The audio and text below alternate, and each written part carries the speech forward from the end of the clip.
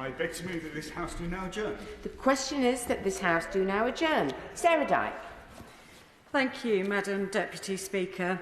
Cheap and disposable single-use plastics have become a symbol of our throwaway culture. They are cheap, convenient, and now pervade every part of our lives. But this also means that they have contaminated every part of our environment, where they take centuries to break down, often breaking down into tiny microplastics that are having a catastrophic impact on biodiversity and human health. Plastics can be found in ever-increasing quantities everywhere, from the top of Mount Everest to the deep ocean trench. The UK produces the second highest amount of plastic waste per capita, with supermarkets producing 900,000 tonnes of plastic every year at the last count. With production increasing, that figure is set to rise.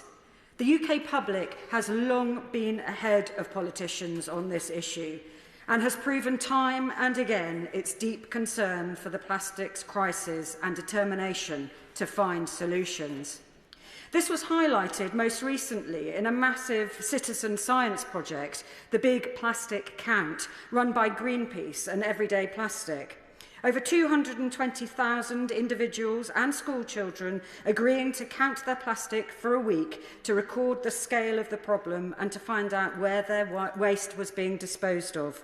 50 MPs also signed up to take part, and I was proud to be one of them. It uncovered that the UK throws away 1.7 billion pieces of plastic every year, but only 17% of that is recycled.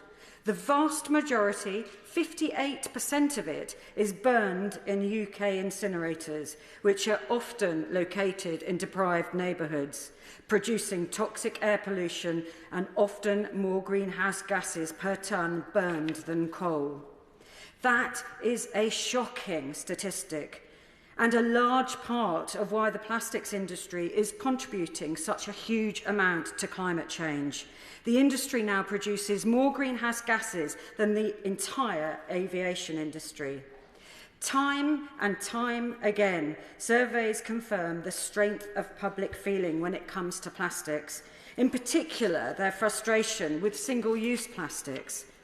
A study by the University of Birmingham earlier this year found the UK public to be more concerned about the threat to society posed by plastic pollution than the coronavirus pandemic or future pandemics, terrorism, economic collapse, natural disasters and artificial intelligence. Plastic-related issues top the list of environmental problems that the UK public wants to tackle. Plastic in the ocean is number one, amount produced is second. Madam Deputy Speaker, a different poll found that 74% of UK residents agree that to stop plastic pollution, we need to cut plastic production. When we look globally, it's clear that the problem has grown out of control. Global plastic production doubled from 2000 to 2019, and it's anticipated to nearly triple by 2050. A study that came out this week projected that the plastics industry is going to consume 21 to 26% more of Earth's remaining carbon budget to keep warming below 1.5 degrees centigrade, and that was a conservative estimate. What all of this means, of course, is that we have to design solutions that are appropriate for the enormity of the problem at hand. That means a solution that is global, that requires international cooperation, one that forces companies and governments to change their behaviour, and one that addresses plastic pollution across the full life cycle from extraction to disposal. As we speak, countries around the world are attending the fourth round of the United Nations negotiations to try and agree a plastics treaty. But that process currently hangs in the balance. Oil-producing countries and fossil fuel and chemical companies are out in force at the negotiations, using all of their power, resources and wealth to try and obstruct the process and prevent any deal that would put a limit on the amount of plastic that gets produced. For these companies, the plastics industry represents a lifeline as the world looks to replace oil and gas as an energy source. The Global Plastics Treaty needs to secure a global, legally binding target to radically cut plastic production. The Liberal Democrats are serious about tackling this problem. We want to end to plastic exports by 2030. And in a previous parliamentary session, my right honourable friend, the member for Orkney and Shetland, introduced a bill that would have set a 2025 target to end non-essential single-use plastics. This bill would also introduce a statutory long-term target to significantly cut plastic waste and pollution by 2042 by phasing out all but the most essential use of plastic. Now, I'm deeply concerned that the government's targets on plastic pollution, as set out in the Environment Bill, will not be enforced until 2037, leaving the government 13 years to delay taking action. We are pushing for punitive measures for the government if they do not achieve the targets set. While the government says some of the right things when it comes to the Plastics Treaty, we have yet to see confirmation that it will push for a genuinely ambitious outcome, particularly when it comes to the question of plastic production. To be clear, the government has announced its intention to restrain and reduce plastic production, but it must go much further to call for a target that is radical in the level of reduction that it calls for. It also needs to provide explicit confirmation that such a target would be legally binding rather than leaving it to each country to decide voluntarily how much it will do and when. It must confirm that such a target should address every single form of plastic production without loopholes, not just those containing the most harmful and toxic elements. The absolute priority is the negotiations has to stop the problem at source. This will make our air cleaner, our parks and green spaces and beaches free from plastic. It will protect wildlife and biodiversity and help us stay within that 1.5 degrees centigrade of global warming. Madam Deputy Speaker, while I believe it is crucial to recognise the importance of tackling the issue on a global scale, I would also like to recognise some of the important actions we can take at home. In my constituency, we are incredibly lucky to have the Carrymore Environmental Trust, who work to educate children on the impacts of waste on the environment. They run a session called Fantastic Plastic, that looks at the environmental impacts of plastic and ways to avoid single-use plastics. Since 2018, the project has worked with over 58,000 children in Somerset. And since 1996, Carrymore has regenerated 80 acres of a capped landfill site into a beautiful nature reserve and welcomes around 100 schools a year to its visitor centre, where they give advice on using reusable containers and drinks instead of single-use plastic alternatives. This wonderful example of local educational work needs to be supplemented by government policy, and I have been pleased by some of the government's intentions. The government's reformed extended producer responsibility system will put the full cost of collecting, sorting, recycling and disposing of household packaging waste on producers rather than local authorities. It's a step in the right direction, despite being hampered with delays, meaning it will not begin until at least March 2025. Local authorities will also be required to collect flexible plastics and films from household waste by March 2027. Now, Somerset has been preparing for these new waste regulations to be introduced, and recently Somerset Council has taken part in a flexible plastics trial. And as a proud sitting Somerset councillor, I was very pleased with its success. Around 3,600 properties around Frome in my constituency took part in and each household was provided with a blue transparent bag to present their flexible plastic waste in. The response from residents has been positive, with over 65% of residents regularly participating in that trial. This meant that just under 500 kilograms of material was captured each week. And now when you consider the light weight of this type of plastic, you can imagine the sheer volume people are using each week. The take-up of this trial demonstrates that there is an appetite from residents to increase their recycling output, and polling from Reloop has found that 83% of the British public express very high levels of support for recycling. However, one of the issues that exists is the UK's current lack of suitable recycling infrastructure regarding flexible plastics. They are expensive to recycle, and more work is required on the end market side to create the infrastructure to make this type of recycling work. And assurances from government over the cost and support available for local authorities and for the industry will help to ensure moves in this direction are a success.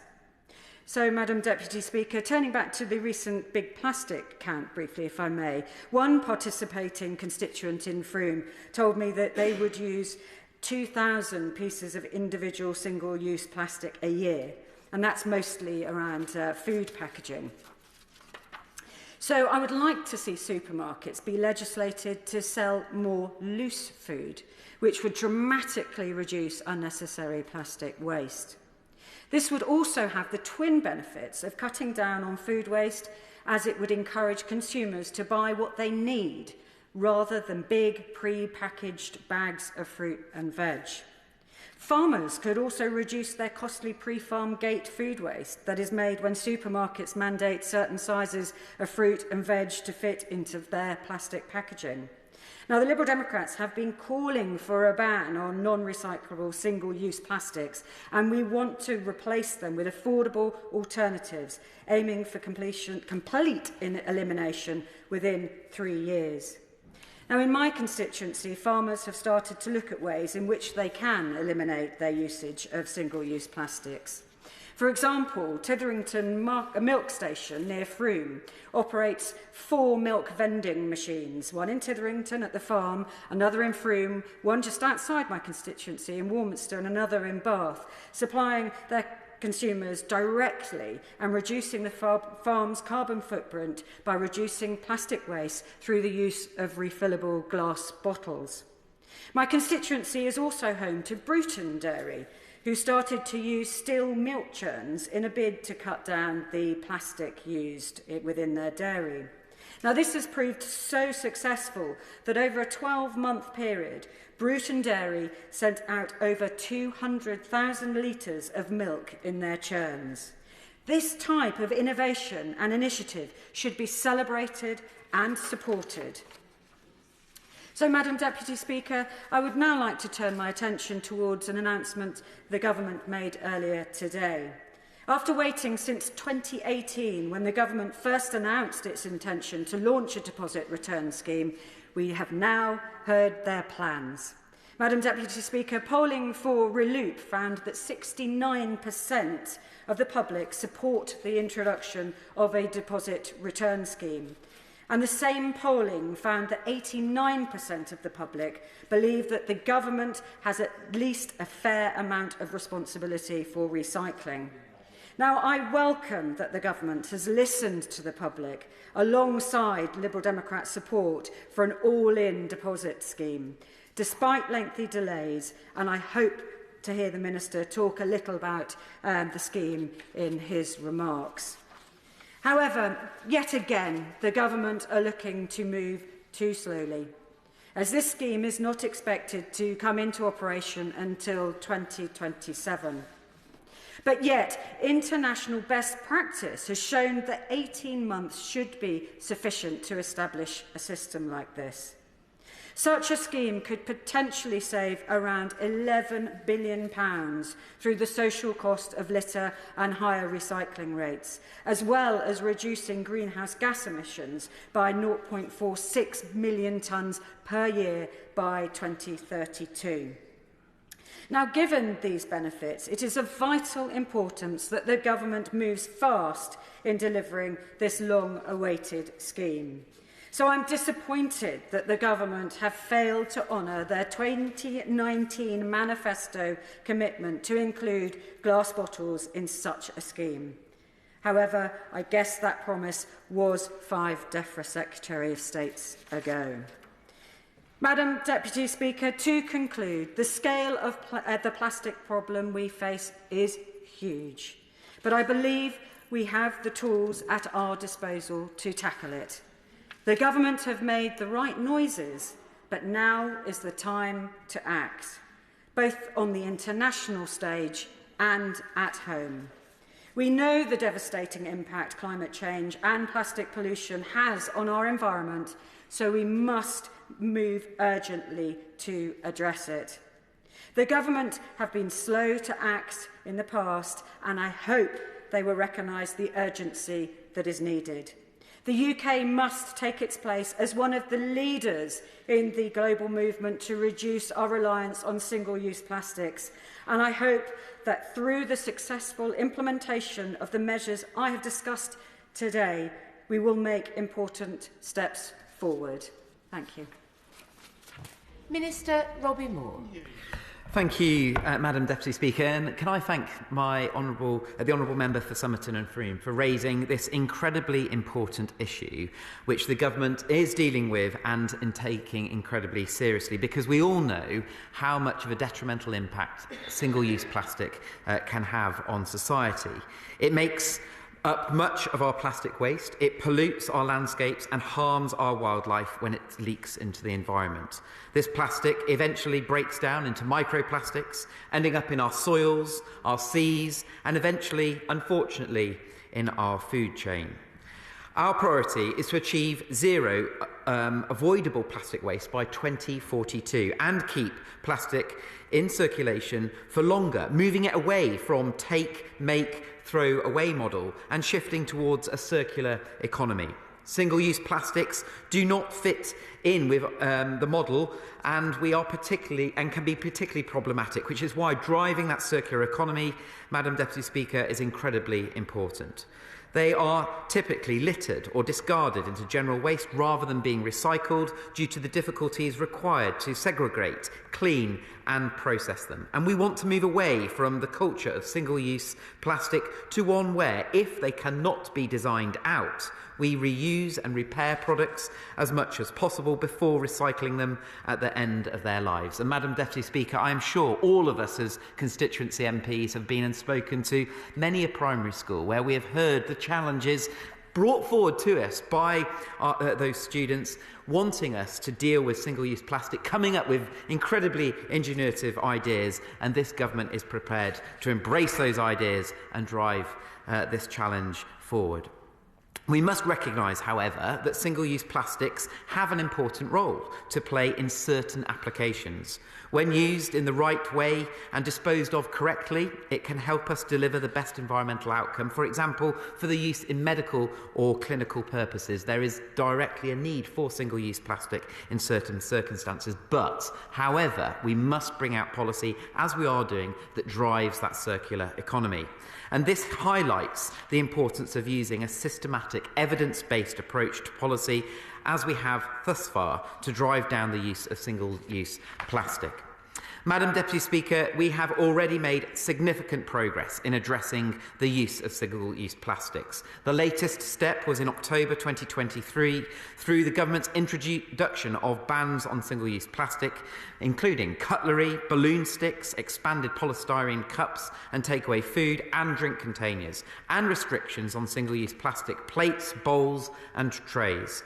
This builds on existing measures we have already seen and be put in place. We have ban on microbeads in rinse-off personal care products, one of the world's toughest, preventing millions of these tiny plastic beads from entering the ocean every single year. We have also brought in measures to restrict the supply of plastic straws, plastic drink containers and plastic-stemmed cotton buds from October 2020.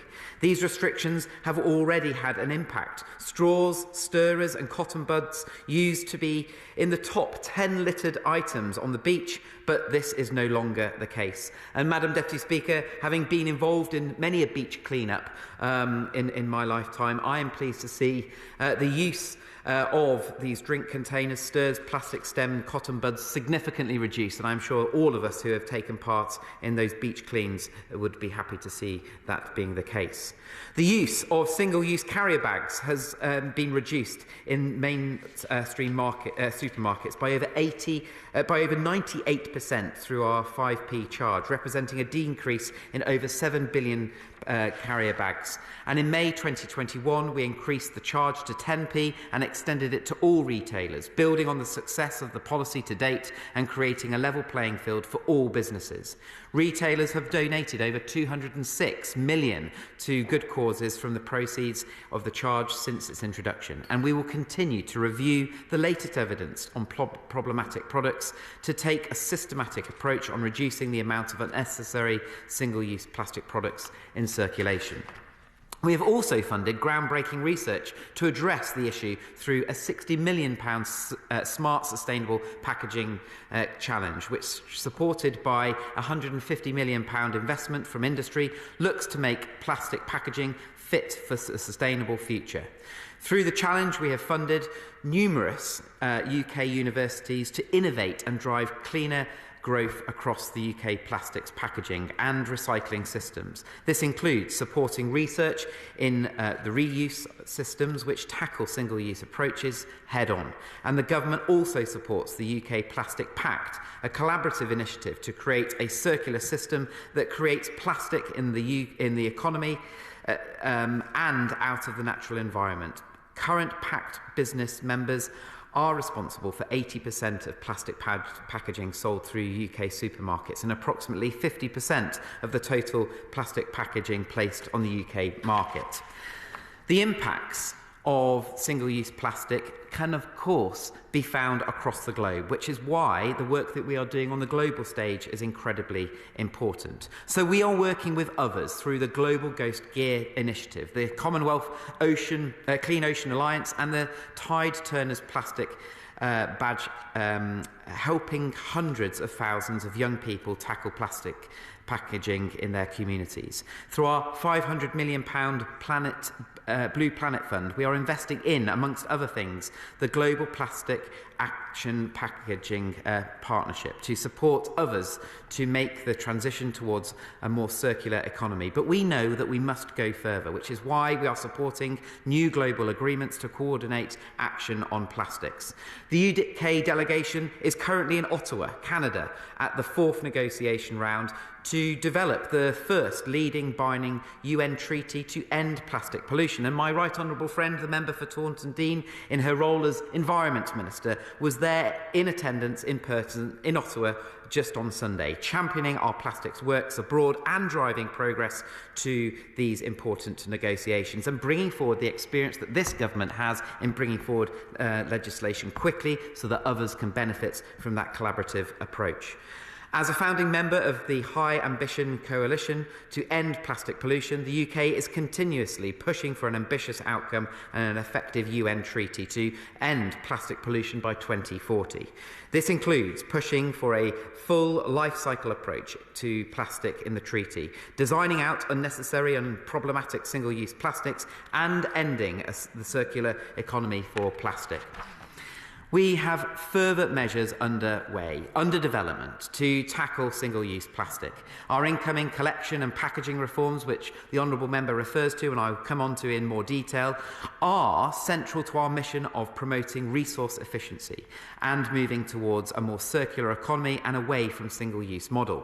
We are currently putting into place our extended producer responsibility scheme for packaging, which will introduce measures that incentivise producers to make better decisions, to be more sustainable in the decision-making that they are wanting to see come out through their design and use of plastic packaging.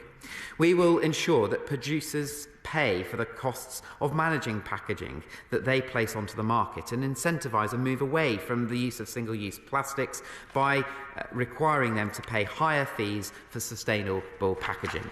And the Honourable Member makes reference to the deposit return scheme. Well, today, Madam Deputy Speaker, the UK Government has announced an update on the deposit return scheme, setting out next steps and reaffirming our commitment to deliver on this important project. Our deposit return scheme will drive the transition to a circular economy by investing in recycling, reducing littering and offering greater opportunities to collect higher quality materials for recycling. This update confirms interoperability across UK schemes, the delivery timeframe, the UK Government's position on glass drink containers and on the implications of divergence from the UK internal market. And Madam Deputy Speaker, after working closely with industry and the devolved administrations, we have refreshed our programme and we are moving ahead to introduce deposit return schemes for single-use drink containers by October 2027 across the UK. And we are committed to ensuring the schemes work successfully, collectively across the UK, reducing complexity for businesses and consumers, making sure that consumer behaviour is influenced. And we have worked closely with devolved administrations and we have an agreed alignment on various import points, including labelling, reciprocal returns and container sizes. And, Madam Deputy Speaker, whilst the Honourable Member didn't mention it, I'm going to use the opportunity to do so on banning wet wipes. On Monday this week, we're pleased to announce that the UK Government and the devolved administrations are banning the supply and sale of wet wipes containing plastic across the UK. This follows the public consultation held in autumn of 2023, where 95%, Madam Deputy Speaker, of respondents supported the proposed ban. Wet wipes pollute our environment and have been found in large quantities in beach litter surveys conducted by DEFRA, by the Marine Conservation Society. For the period of 2015 to 2020, an average of 20.4 wet wipes were found per 100 metre of beaches surveyed in the UK, which is completely unacceptable, Madam Deputy Speaker.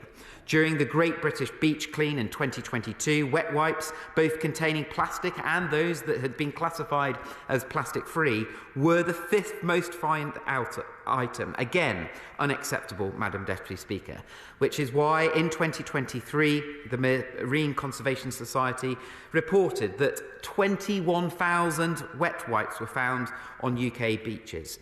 Plastic containing wet wipes break down into smaller pieces when in the water environment, contributing towards microplastic pollution, which may be harmful to human, but of course animal health.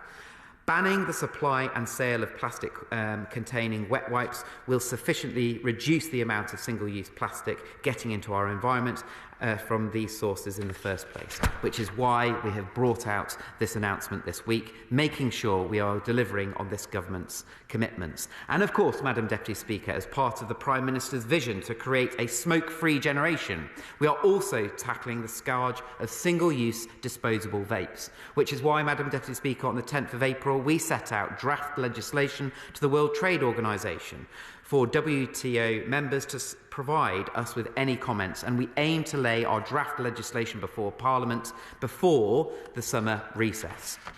We are also well aware of just how much of a scourge litter and fly tipping can have on our communities. We are all, as constituency MPs, challenged constantly by fly tipping taking place. And Madam Deputy Speaker, I know in my constituency of Keighley and Ilkley, as a result of my local authority, Bradford Council, making the decision to close our local household waste and recycling centres, not only in Ilkley but also in Sugden End, how much of a detrimental impact that unfortunately will have in the Worth Valley, across my constituency and also in Ilkley, through fly tipping increasing as a result of the decision that they have made. We are also doing more as a government to clean up our communities who borne the brunt of the problem when it comes to single-use plastic through fly tipping. For example, we have significantly raised the upper limit on fixed penalty notices by £1,000 for fly tipping and £500 for littering. And as of the 1st of April 2024, councils now have to spend the income from these penalties on enforcement and clean-up specifically. DEFRA is also funding a post within the National Rural Crime Unit, exploring how the police's role in tackling fly tipping can be optimised, with a focus on rural areas. This work is part of the Prime Minister's Antisocial Behaviour Plan, which sets out how we will support the councils to take tougher action against those who pollute our local environment. In conclusion, Madam Deputy Speaker, we have taken regulatory action, supported voluntary action of businesses, and we are planning a raft of new regulatory action to specifically tackle the scourge of single-use plastics. In these actions, they will have positive outcomes, and it will build on the work that we have done to date. Introducing a carrier bag charge, reducing single-use carrier bag consumption by 98%, banning the sale of wet wipes, banning the sale of single-use straws, plastic containers, stirrers, stem button cods, introducing a ban on microbeads in cosmetic products, rolling out further bans on cutlery, balloon sticks, expanded polystyrene cups and takeaway food and drink containers, and restrictions on the single-use plastic plates, bowls and trays, making great strides towards a circular economy through our commitment to the collection and packaging reforms, collaborating, Madam Deputy Speaker, with devolved administrations to ban the supply and sale of wet wipes containing plastic across the UK, increasing penalties and crack down on those who fly tip and littering, and announcing a ban on disposable single-use vapes, leading and funding international efforts, as my honourable friend, the member for Taunton Deane, has been doing so this week in Canada. And finally, being a member of the High Ambition Coalition, which is committed to negotiating our ambitious UN Treaty on Plastics. I hope that I have been able to reassure the House and the member that this government is committed to reducing single-use plastics in this country and is taking action that will have tangible, real-world impacts. And, Madam Deputy Speaker, I am pleased to be able to announce from this dispatch box all of those measures that this government has been taken thus far, and the continued action that this government will take on addressing the scourge of single-use plastics. The question is that this House do now adjourn. As many as are of that opinion say aye. Aye. The ayes have it. The ayes have it. Order. Order.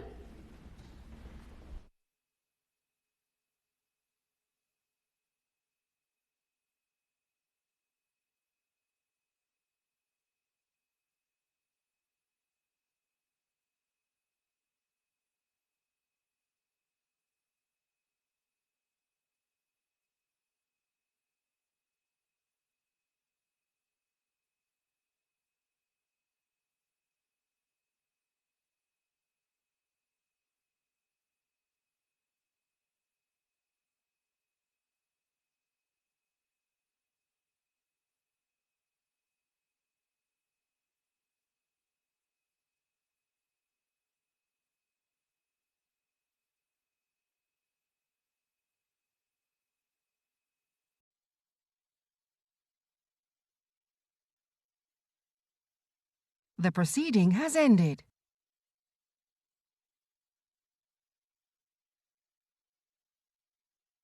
The proceeding has ended.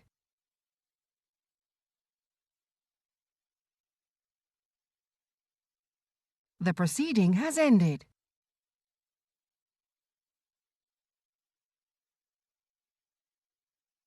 The proceeding has ended.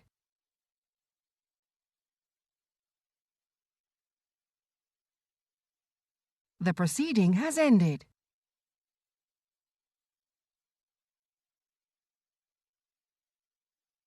The proceeding has ended.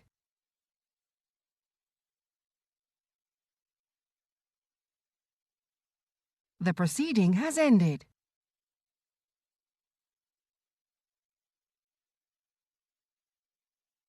The proceeding has ended.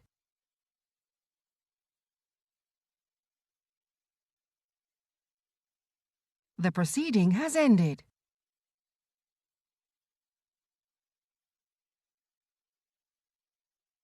The proceeding has ended.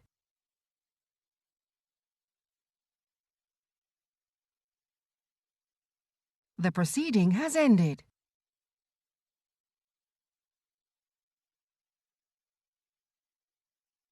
The proceeding has ended.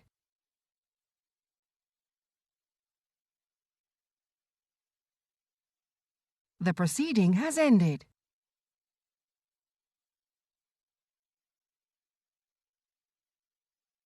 The proceeding has ended.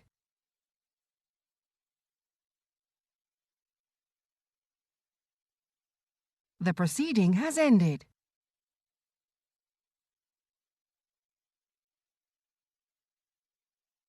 The proceeding has ended.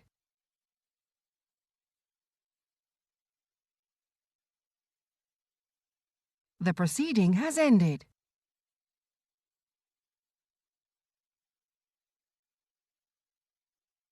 The proceeding has ended.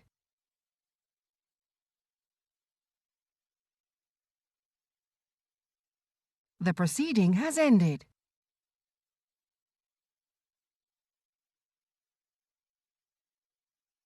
The proceeding has ended.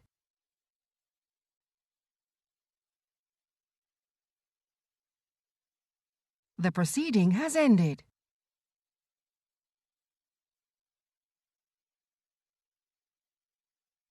The proceeding has ended.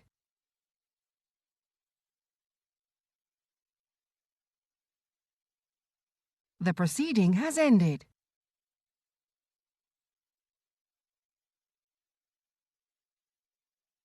The proceeding has ended.